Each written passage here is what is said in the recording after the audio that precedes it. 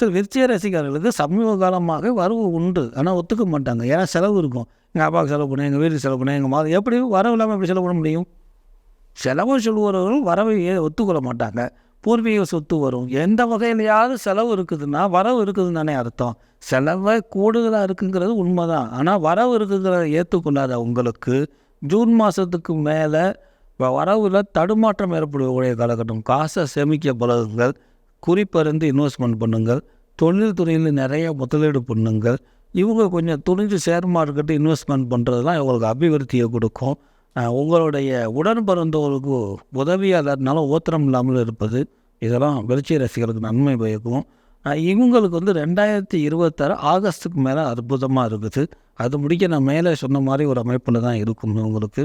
So இவங்க காளிகா அம்மாளுடைய வழிபாடு, இந்த காளின்னு சொல்லக்கூடிய வழிபாடு பண்ணிங்கன்னா உங்களுக்கு காசுக்கு கஷ்டம் இருக்காது.